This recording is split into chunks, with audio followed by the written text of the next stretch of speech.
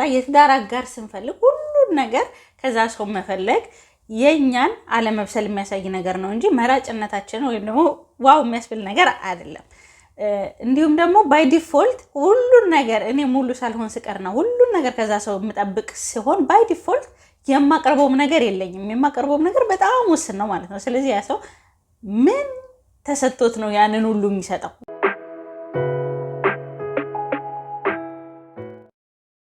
ትዳርን ወይም ለረጅም ጊዜ የሚቆይ ግንኙነትን ደስተኛ አድርጎ መቀጠል በጣም ከባድ ከሚባሉ ነገሮች አንዱ ይመስለኛል። በዙሪያቸው የሚገኙ 10 በፋይናንስ ሰክሰስፉል የሆኑ ሰዎችን ጥቀሱ ብላችሁ ምናልባት ቀላል ይሆናል እነኛን ሰዎች ፈልጎ ለማግኘት። ሆኖም ግን በትዳራቸው ወይም ደግሞ ለረጅም ጊዜ በቆየ ሪሌሽንሺፓቸው ደስተኛ የሆነ የሚመስሉ አላልኩም፣ ደስተኛ የሆኑ የተሳካላቸው ሰዎችን ጥቀሱ ብላችሁ ምናልባት 10 ሰው መጥቀስ በጣም አስቸጋሪ ሊሆን ይችላል። ትዳርን ደስተኛ አድርጎ ለማቆየት የሚያስፈልጉ ግብአቶች ወይም ቅድመ ሁኔታዎች በጣም ብዙ ስለሆኑ ነው። ከነዚህ መካከል ዛሬ 3ቱን ዋና ዋና የመሰሉኝን ነው ይዤላችሁ የመጣሁት። ለትዳር ያለን ዴፊኒሽን የበለጠ ወደ ተረት ተረት እና ወደ ፌሪቴል የሚሄድ ነገር ነው እንጂ እንደ ተቋም አድርገን አይደለም የምናየው። በፊት ሰዎች የሚተጫጩት በቤተሰብ ነበርና እዛ ላይ የሚያዩት ቤተሰቦች ምንድነው ከምን ቤተሰብ ነው የመጣው ለትዳር የሚያስፈልገውን ግብአት ማሟላት ትችላለች ይችላል የሚለውን ነገር ነበረ። በአሁኑ ሰዓት ግን በፍቅር ተዋደድን ብለን ነው የምንገባውና አብዛኞቻችን ከስነ ልቦና አንጻር ያለን ብስለት ለትዳር በቂ አይደለም። አብዛኛው ለትዳር የምትፈልጋት ሴት ምን አይነት ነች ወይም ደግሞ ለትዳር የምትፈልጊው ወንድ ምን አይነት ነው ብለን ብንጠየቅ ሊስታችን ማቆሚያ የለውም። እነኚህን ሊስቶች ስንል እንኳን ምን አቀርባለሁ የሚለውን ነገር አብዛኞቻችን ክሊር የሆነ መልስ የለንም። እነኚህን ነገሮች ጠይቃለሁ ግን በምላሹ ምን ማቅረብ እችላለሁ ለሚለው ጥያቄ አብዛኞቻችን ክሊር የሆነ መልስ የለንም። የምንጠብቀው የሆነ ሰው መጥቶ ህይወታችን ቅልል እንደሚያደርግልንና የጎደለንን በሙሉ እንደሚያሟላልን አይነት ተረት ተረት የሆነ ነገር ነው የምንጠብቀው። ስለዚህ አንድ ሰው ሊስቱ በበዛ ቁጥር ማለት ነው እኛ የምናስበው ምንድነው በጣም መራጭ እንደሆነና ብዙ ነገር እንደሚጠይቅ ለራሱ ብዙ ትልቅ ግምት እንዳለው ነው። በእርግጥ ለራሱ ትልቅ ግምት አለው፣ ግን ይሄ ለራሱ ያለው ግምት መሬት ላይ የወረደ አይደለም። ምክንያቱም አንድ ሰው በጣም ብዙ ነገር ከሌላ ሰው ሲጠይቅ ማለት ነው በራሱ ሙሉ አይደለም። በራሱ ለራሱ ማቅረብ የሚችለው ነገር በጣም ውስን ነው ማለት ነው። ለምሳሌ አንድ ህፃን ልጅ ከምግቡ አንጻር ከዳይፐሩ ከማንሳቱ ከማስቀመጡ ሁሉም ነገር ከሰው ነው የሚፈልገው፣ ከእናቱ ከአባቱ ነው የሚፈልገው እና ያም የሆነ እሱ ህፃን ልጅ ስለሆነ ነው። ሆኖም ግን ትልቅ ከሆንም በኋላ የትዳር አጋር ስንፈልግ ሁሉን ነገር ከዛ ሰው መፈለግ የኛን አለመብሰል የሚያሳይ ነገር ነው እንጂ መራጭነታችን ወይም ደግሞ ዋው የሚያስብል ነገር አይደለም። እንዲሁም ደግሞ ባይ ዲፎልት ሁሉን ነገር እኔ ሙሉ ሳልሆን ስቀርና ሁሉን ነገር ከዛ ሰው የምጠብቅ ሲሆን ባይ ዲፎልት የማቀርበውም ነገር የለኝም። የማቀርበውም ነገር በጣም ውስን ነው ማለት ነው። ስለዚህ ያ ሰው ምን ተሰጥቶት ነው ያንን ሁሉ የሚሰጠው? በእርግጥ አንዳንድ ሪሌሽንሺፖች አሉ በዛ አይነት ሁኔታ ሊሰሩ የሚችሉ። ለምሳሌ አንድ በጣም ሽማግሌ የሆነ ሰው በእድሜ የገፋ ሰው ትንሽዬ ልጅን ሲያገባ ማለት ነው ፋይናንሱን ፊገር አውት አርጓል፣ በህይወት በስሏል ምናምን እና ብዙ ከትንሿ ልጅ የሚፈልገው ነገር የለም። ከትንሿ ልጅ የሚፈልገው በቃ ወጣትነቷን ብቻ ነው እና እሷ ብዙም የምታቀርበው ነገር ባይኖርም ይሄ ግንኙነት ሊሰራ ይችላል። ያደገች በሄደች ቁጥር እየበሰለች በሄደች ቁጥር ነገሮች ሁሉ በዛ ሰው ኮንትሮል እንዲሆኑ ነገሮች ሁሉ በዛ ሰው ተወስኖ እሷ እንደ ህፃን ልጅ ሂጂ ድረሺ ምጪ እንድትባል ላትፈልግ ትችላለች እና ያ ነገር ከጊዜ በኋላ ላትፈልገው ትችላለች። ምናልባት ትንሽ እያለች ልትፈልገው ትችላለች እንደ ፕሮቴክሽን። እያደገች ስትሄድ ግን የምትፈልገው ነገር ላይሆን ይችላል። እንዴት ነው ህፃናት ልጆቻችን እንኳን ትንሽ አደግ ሲሉ ትምህርት ቤት ላደርስ ሲሉ ስንላቸው ኖ ብቻዬን እሄዳለሁ ይላሉ። የሆነ ሰዓት ላይ ኢንዲፔንደንሳቸውን ስለሚፈልጉ ማለት ነው። ዴፊኒሽናችንን በተመለከተ ትዳር ተቋም ነው። አንድ የሚያደርገው ነገር ተቋም መሆኑ ነው። ከዛ በተረፈ ግን እያንዳንዱ ትዳር እያንዳንዱ ተቋም የራሱ የሆኑ ህጎች ይኖሩታል። የራሱ የሆኑ ደካማና ጠንካራ ጎኖች ይኖሩታል። እንዲሁም ደግሞ እንዴት ነው የሚሰራው ይሄ ተቋም፣ ኃላፊነቶች እንዴት ነው የሚከፋፈሉት፣ የትኛው ሚና የማን ነው የሚለውን ነገር ደግሞ በሁለቱ የሚወሰን ይሆናል። ያ ደግሞ ትዳርን ተነጻጻሪ እንዳይሆን ያደርገዋል። ይሄ ነገር በተደጋጋሚ ትዳር ላይ ችግር የሚፈጥር ነገር ስለሆነ ማለት ነው። እኔ ለትዳር ያለኝ ዴፊኒሽን ኤ ከሆነና ያ ሰው ለትዳር ያለው ዴፊኒሽን ቢ ከሆነና ያ ነገር በግልጽ ተነጋግረን ያልተግባባንበት ነገር ከሆነ ይሄ ደግሞ ትዳር ነው እንዴ? ትዳር ላይ እንዲህ ነው መሆን ያለበት ብዬ ጠብቃቸው ነገሮች ይኖራሉ። ነገሮች ግን ሳይሆን ሲቀሩ ወደ ዲስአፖይንትመንት እንመጣለን ማለት ነው። ስለዚህ ትዳርን አንድ የሚያደርገው ነገር ተቋም መሆኑ ነው። ለተቋሙ ኦፍኮርስ ግብአቶች ያስፈልጋሉ፣ ሁለቱም የሚያመጧቸው። ከዛ በተረፈ ግን ምንድን ነው የሚያመጣው የሚለው ነገር በሁለቱ ግልጽ ንግግር የሚወሰን ነገር ነው እንጂ ተነጻጻሪ አይደለም። አንዱ ትዳር ከአንዱ ትዳር ጋር ምንም አይነት ግንኙነት ላይኖረው ይችላል። እዚህ ተቋም ውስጥ የሚኖረውን የስራ ድርሻ፣ የኃላፊነቶች ድርሻ፣ ምን እንደሚያመጣ ምን እንደምንጠብቅ ለመነጋገር መጀመሪያ ራሴ ማወቅ አለብኝ። እኔ ማነኝ? ምንድን ነው ፍላጎቶቼ? ምንድን ናቸው?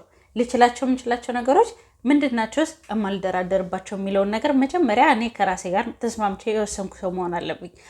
ያንን ነገር ሳልወስን ከሆነ የገባው ሲጀምር ለመጣውም ሰው ምን እንደምጠብቅ በግልጽ ማስረዳት አልችልም። ያም ሰው ማያውቀው ከሆነ እሱም አይነግረኝም። እንግዲህ ምን እንደሚፈጠር አስቡት።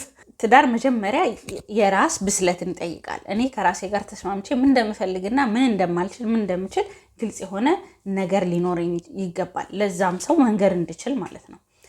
ሁለተኛ ነገር ደግሞ ያ ነገር ለእኔ ግልጽ ከሆነልኝ ለዛ ሰው በግልጽ ማሳወቅ። ምክንያቱም አንዳንድ ጊዜ ፍቅር ላይ ስንሆን ድብስብስ አድርገን ልናሳልፈው እንችላለን። ያ ነገር ግን በኋላ ላይ መውጣቱ አይቀርም። ምክንያቱም ለረዥም ጊዜ የሚቆይ ነገር እስከሆነ ድረስ ተደብቆ ሊቆይ የሚችል ነገር አይደለም። ሲቀጥል ደግሞ መቀበል የማልችላቸውን ነገሮች እየተቀበልኩ ረዥም ጊዜ ልቀጥል አልችልም፣ በጤናማ በሆነ ግንኙነት ማለት ነው።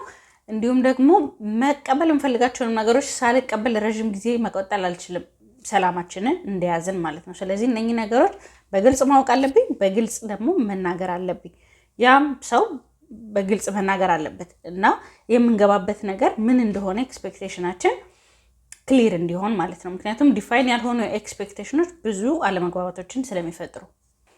ሁለተኛ ነገር ደግሞ የመጣንበት ቤተሰብ ነው። ሰው በብዛት ያየውን ነገር የመድገም ባህሪ ያለው እና ያላየውን ነገር የመሳል ችሎታው አነስተኛ ስለሆነና በጣም ኮንሽስ የሆነ ጥረት ስለሚፈልግ አብዛኞቻችን የመጣንበትን ቤተሰብ የመድገም ዕድላችን ከፍ ያለ ነው። ያ ማለት ከብሮክን ፋሚሊ ከመጣን ግዴታ ያን ፋሚሊ ብሮክን ይሆናል ማለት አይደለም። ግን ያ እንዳይሆን ኮንሽስ የሆነ ንቁ የሆነ ንቃት የተሞላበት ጥረት ያስፈልጋል ከሁለቱም በኩል ማለት ነው። አለበለዛ ያየነውን ነገር የመድገም ቻንሳችን ከተፈጥሮ አንጻር ከፍ ያለ ስለሆነ ያንን ለመቀልበስ በጣም ያለሰለሰ ጥረት ይፈልጋል። ባይዘወይ ስንመርጥ እንኳን ማለት ነው የፍቅር ጓደኛ ስንመርጥ ሙሉ በሙሉ ነፃ አይደለንም። ምክንያቱም ድብቁ የአእምሯችን ክፍል የሚፈልጋቸው ነገሮች አሉ። ለምሳሌ እኔ ከእናቴ ወይ ከአባቴ ጎደለኝን ነገር የሚያሟላልኝ ሰው ልፈልግ እችላለሁ። ወይም ደግሞ ከእናቴና ከአባቴ የኖርኩት የማልፈልገውን ነገር በፍጹም እንዲመጣ ስለማልፈልግ ከነሱ በጣም ተቃራኒ ልመርጥ እችላለሁ። ግን ይሄ ነገር ኮንሽስ በሆነ ሁኔታ አይደለም የሚሆኑና በድብቁ የአእምሯችን ክፍል ነው ያንን ነገር የሚመርጠውና ፍቅር እንኳን የሚይዘን ሙሉ በሙሉ በነፃ ምርጫ ላይ በተመሰረተ ነገር አይደለም። አንዳንድ ጊዜ ገና አንድ ሰው አይተን በጣም ልንወድ እንችላለን።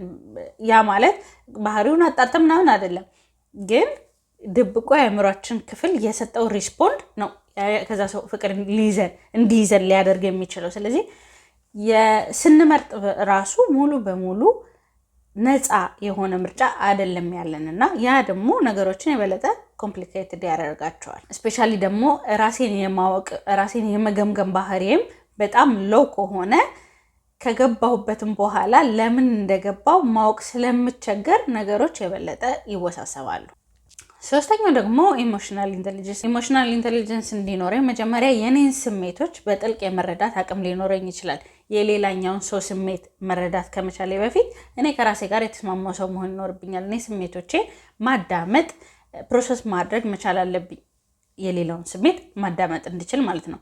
ያ ደግሞ በምን ይረዳኛል? አንድን ነገር ሳደርግ ኢፌክቱ ምን እንደሆነ ቀድሜ ጌስ ማድረግ እንድችል ይረዳኛል። ሁሉ ጊዜ ጌስ ማድረግ እችላለሁ ማለት አይደለም፣ ግን የበለጠ አቅም ይኖረኛል ማለት ነው። ምክንያቱም አንድ ሰው በጥፊ ስመታው ሞስት ፕሮባብሊ ጥፊ ነው ሊመጣልኝ የሚችለው።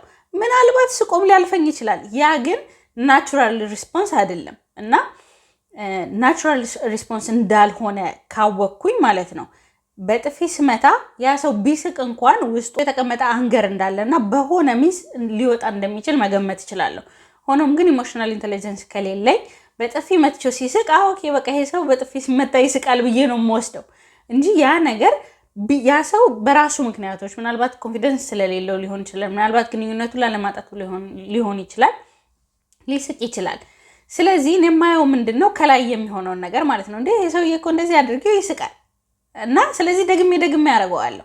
ይሄ ነገር ግን ናቹራል ሪስፖንስ ስላልሆነ ናቹራል ሪስፖንሱ አንገር ነው ወይም መልሶ መምታት ነው ናቹራል ሪስፖንሱ። ስለዚህ ይሄን ናቹራል ሪስፖንሱን መያዝ አልችልም፣ ማወቅ አልችልም። ስለዚህ አንድ የሚጎዳ አካሄድን ደግሜ አረጋለሁ። ለምሳሌ ቅናትን አውቆ ማስቀናት ማለት ነው። አውቄ ሳስቀናው ያ ሰው እንዴ ለምን ምናምን ብሎ ሲል እኔ ይወደኛል ብዬ እገምታለሁ እና ደግሜ ያንን ነገር አደርጋለሁ። ቅናት ሲጀምር ምንድነው የኔ የሆነን ነገር ላጣ እችላለሁ ከሚል ስሜት የሚመጣ ነው አይደለ? ያንን ነገር ደግሜ ትሪገር ሳደርግ እኔ የሚገባኝ ምንድነው ትሪገር በሆነ ቁጥር በጣም ይወደኛል የሚል ነው። ለሱ የሚሰጠው መልእክት ግን ያንን ነገር ላጣው እችላለሁ። ስለዚህ እዚህ ጋር ሴፍ አይደለሁም። ስለዚህ መውጫ ቀዳዳውን ነው የሚያበጀው በተደጋገመ ቁጥር ማለት ነው። ስለዚህ ኢሞሽናል ኢንተለጀንስ ሎው መሆኑ ግንኙነቱ እንዲፈርስ መቆፈሪያ ይሆናል። ስለዚህ ኢሞሽናል ኢንተለጀንስ ከፍ ያለ በሆነ ቁጥር ማለት ነው ሪሌሽንሺፖቻችን የበለጠ ስቴብል መሆን እንዲችሉ ማድረግ እንችላለን።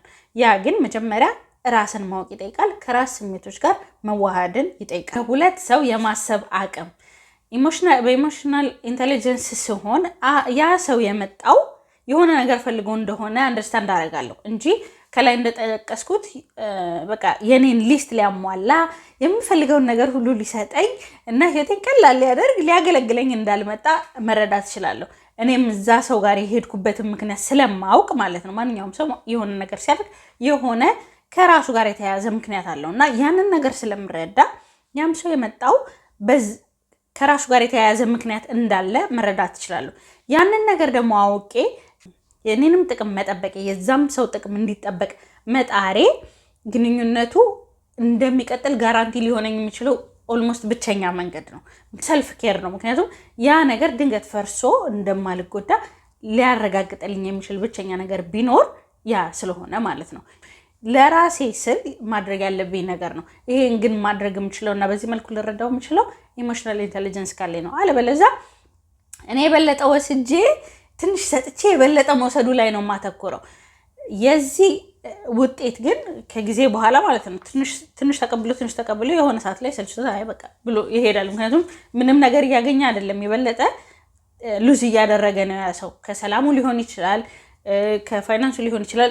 ኤኒዌይ ህይወቱን እየበረበርኩ ያለው ሰው ከሆንኩኝ፣ ህይወቱን እያፈራረስኩ ያለው ሰው ከሆንኩኝ እና ምንም ቫልዩ አድም አላረግ ከሆነ ለኔ ያለው ነገር እየቀነሰ ይሄዳል። ባይቀነስ እንኳን መራቅን ይመርጣል። ምክንያቱም እኔን ከሚወደኝ በላይ ራሱን ይወዳል። ስለዚህ ራሱን የሚቦረቡር ነገር ከሆነ ማለት ነው ከኔ ጋር መቀመጡ ራሱን የሚቦረቡር ነገር ከሆነ እና ያ ሰው ስፔሻል ማቹርድ ከሆነ መራቅን ይመርጣል። ትራማ ቦንድ ከሆነና ኦኬ የተቦራቦረን እንኑር አይነት ነገር ኦኬ፣ ግን ይሄ ጤናማ ግንኙነት አይደለም። አብዛኛው ሰው ይኖራል ኦኬ እየተቆሳሰልን እየተቦራቦረን እንኑር በሚል ይኖራል። ያ ከሆነ የምንችለው ነገር ኦኬ፣ ያንን ነገር ማስተካከል የምንፈልግ ከሆነ ግን ግዴታ ራሳችንን ማወቃችንና ከስሜቶቻችን ጋር መዋሃዳችን ከፍ ማድረግ ይኖርብናል። ምክንያቱም ያ ኢሞሽናል ኢንተለጀንሳችንን በተራው ከፍ ስለሚያደርግ እና ለጥሩ ግንኙነት ቤዝመንቱ መስራት ስለምንችል ማለት ነው። ለትዳር ወይም ለጥሩ ግንኙነት ቅድመ ሁኔታዎቹ በጣም ብዙ ናቸው። አንዳንዶቹ የምናውቃቸው ናቸው። አንዳንዶቹ ድብቁ የአእምሯችን ክፍል ውስጥ ያሉ ስለሆኑ በግልጽ የማናውቃቸው ናቸው። ባህሪም አንፃር ኮንትሮል የምናደርጋቸው አሉ። ሌሎች ላይ ኮንትሮል የለንም። የሁለት ሰው ግንኙነት እስከሆነ ድረስ የእዛ ሰው ላይ ኮንትሮል የለንም። ወላ ምን ያህል ራሱን እንደሚያውቅ ወላ ምን ያህል ኢሞሽናል ኢንተለጀንስ እንደሆነ ወላ ምን ያህል ግንኙነቱን ቫልዩ እንደሚያደርግ አንዳንድ ነገሮች የምናውቃቸውና ስራ ላይ መዋል የሚያቅተንም ነገሮች አሉ። ምክንያቱም ሰዎች ነንና ደካማ ጎኖች አሉ። ትዳርን ደስተኛ አድርጎ መቆየት በጣም ዘርፈ ብዙ ከመሆኑ አንፃር ማለት እውቀት ብቻ ሊገነባ የሚችል ነገር ስላልሆነ ፋይናሊ ትዳር ከእግዚአብሔር ነው የሚለውን ነገር አምንበታለሁ እና ፋይናሊ እነኚህ ነገሮች ሁሉ ላይ ኮንትሮል ስለሌለን ትዳርን እግዚአብሔር ከባረከው ነው ጥሩ ሆኖ መቀጠል የሚችለው። ኦፍኮርስ በእኛ ስህተት ነገሮችን ላለማበላሸት ራሳችንን ማወቅ፣ ኢሞሽናል ኢንቴሊጀንሳችንን ከፍ ማድረግ፣ ዴፊኒሽናችንን አእምሯችን ውስጥ ያለው ማስተካከል፣ እንዲሁም ደግሞ በሌላ ርዕስ እናየዋለን የፋሚሊ ኢንቮልቭመንትን በተመለከተ እነኛን ነገሮች በቁጥጥራችን ያሉትን ነገሮች ኢምፕሩቭ ማድረግ የምንችላቸው ነገሮች በተቻለ መጠን ኢምፕሩቭ አድርገን ከዛ በኋላ ደግሞ እግዚአብሔር ይጨመርበት የሚባል ነገር ነው ብዬ አስባለሁ ትዳር።